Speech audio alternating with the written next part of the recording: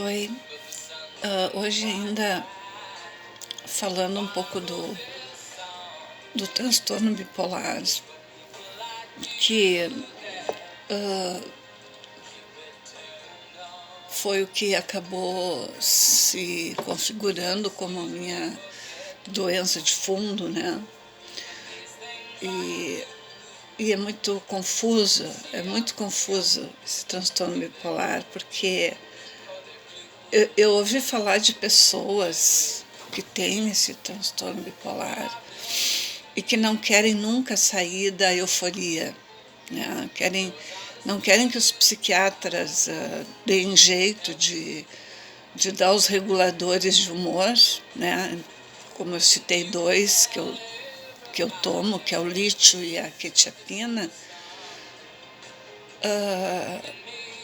As pessoas não querem saber de tomar esses remédios porque elas não querem regular o humor, elas querem ficar na euforia. Porque a euforia é uma potência, é assim, ó, é muita descarga de adrenalina no cérebro, né? A pessoa fica hipercriativa, se sente super bem, alegre, com força para fazer as coisas, criativa, ela inventa várias coisas ao mesmo tempo. Só para dar uma ideia, uma noite eu estava deitada e comecei a pensar em como transformar as minhas. Eu tinha uma série de batas que eu comprava, comprava lá do Nordeste e tal. Como transformar essas batas em vestidinhos de verão. Eu não sou costureira, nunca costurei nada, né? Nem bainha não consigo fazer sem ficar parecendo os pontões aqueles. Mas eu levantei, o meu marido dormindo, não viu nada. Eu levantei, peguei todas as minhas batas e blusas compridas e tal, me fechei no banheiro com uma tesoura e cortei aqui, cortei ali, cortei lá, todas eu cortei, né? Algumas se salvaram, ficaram vestidinhos mesmo. Outras eu tive que levar lá para minha costureira, para ela fazer uma bata daquilo ali que eu tinha inventado. Mas é assim, ideias surgem, fluem, né? Por que eu não transformo, eu vejo uma planta, por que eu não transformo isso aqui numa floricultura, né? Então aí tu começa a te empenhar, gastar energia, e aí o que acontece com o transtorno bipolar? De repente tu te desliga. É comum aos bipolares iniciarem uma série de coisas que não terminam. Cursos de fotografia, cursos universitários, cursos médios de ensino médio profissionalizantes, cursos particulares, empreendimentos. Agora eu vou fazer cerveja, vou vender. Assim, ó, são inúmeras as iniciativas, muitas boas, mas ele não consegue permanecer.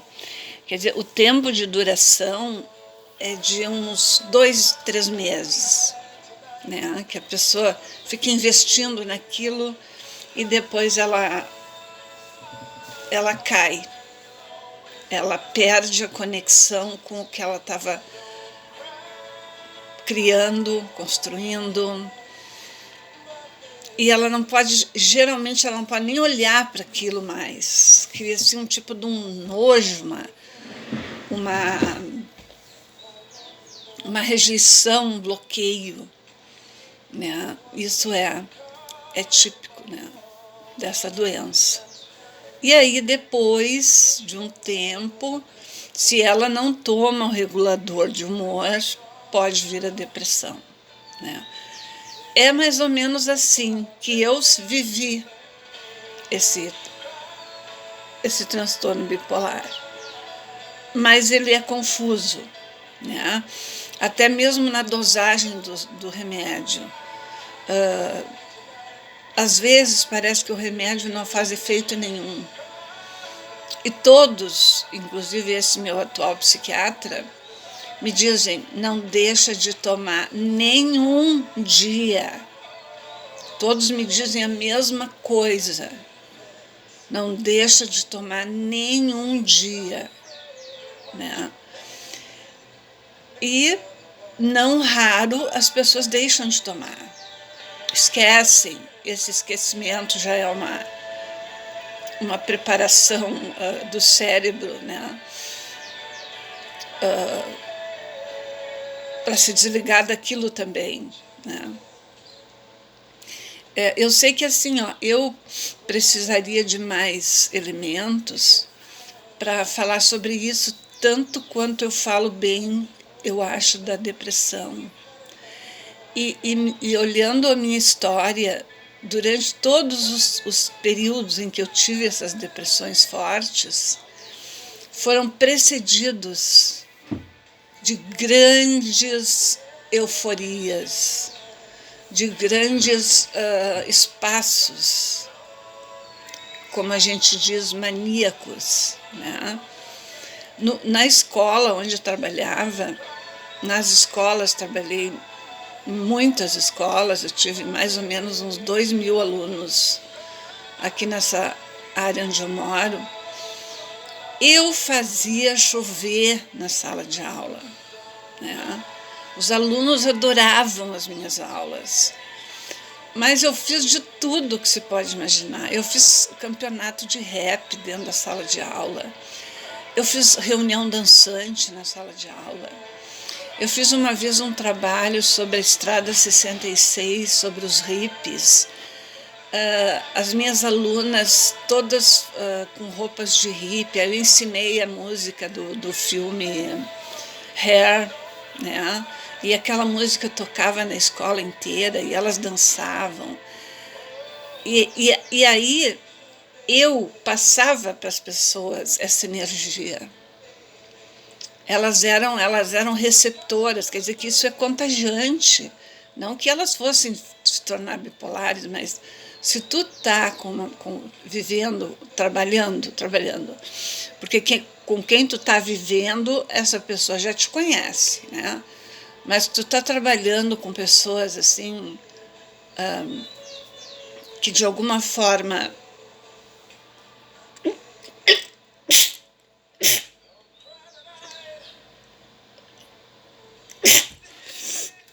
desculpem, de alguma forma estão sob tua influência, essas pessoas se contagiam dessa energia, né?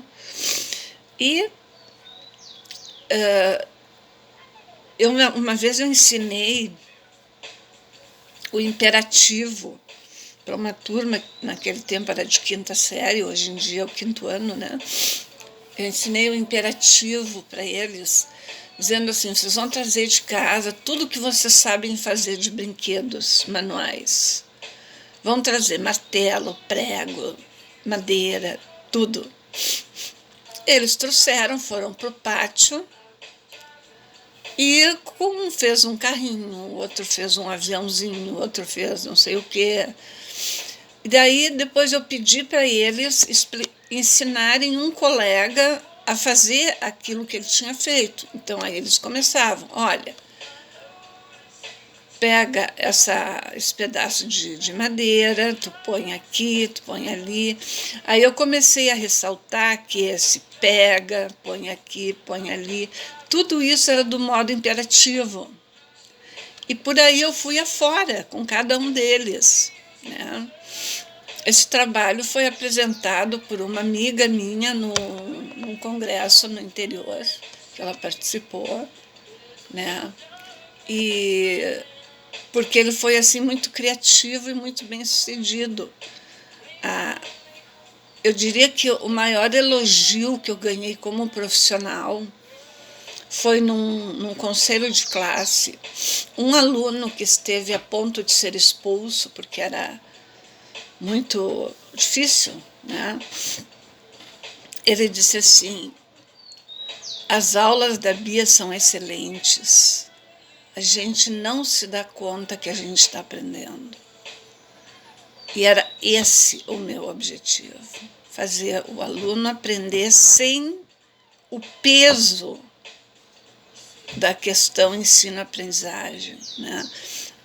Aí ele disse, a gente não se dá conta que a gente está aprendendo.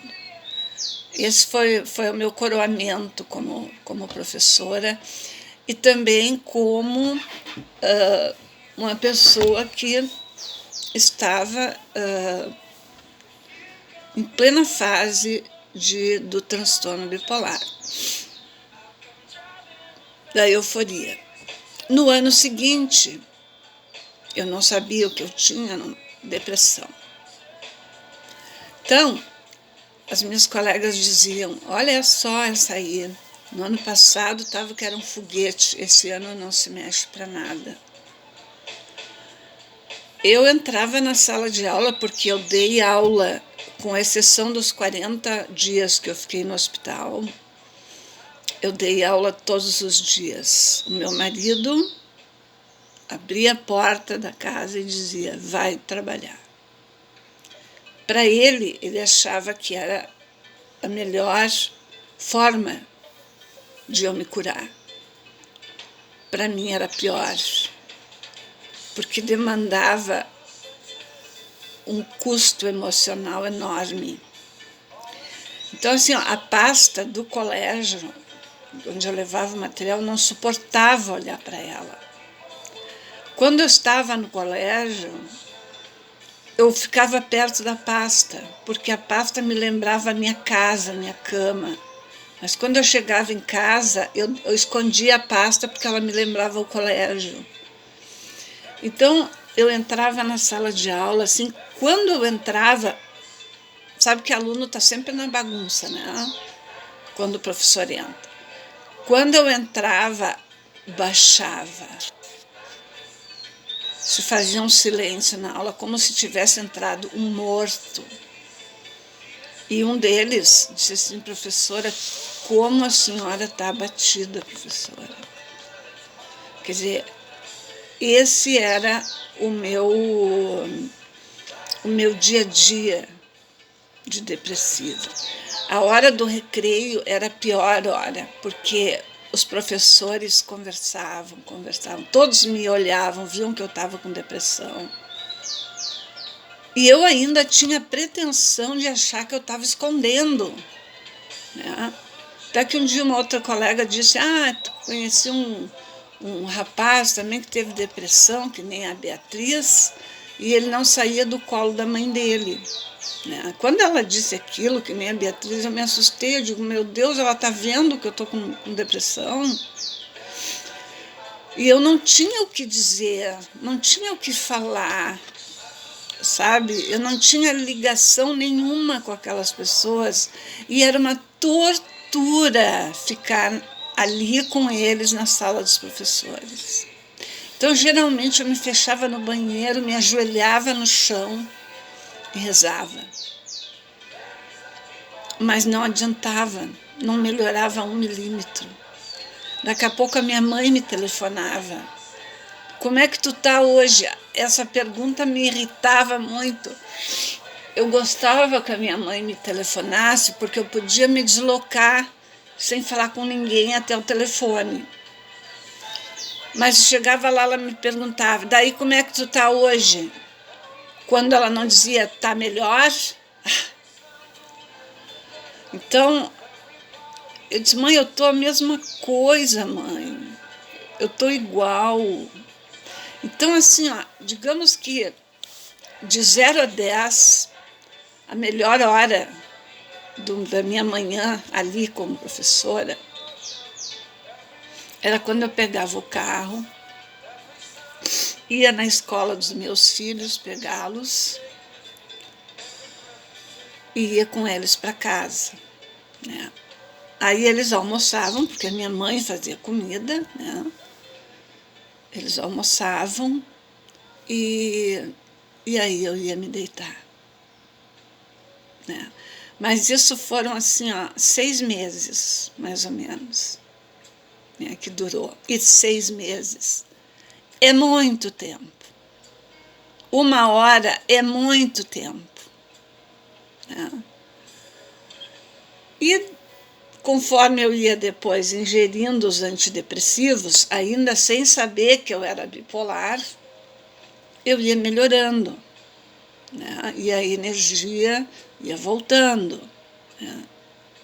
Então, por hoje já está muito extenso eu vou ficar por aqui, daí eu quero falar sobre um outro assunto que se refere a este quadro, que é a questão espiritual e religiosa, né? Sem doutrinação, tá? Tchau.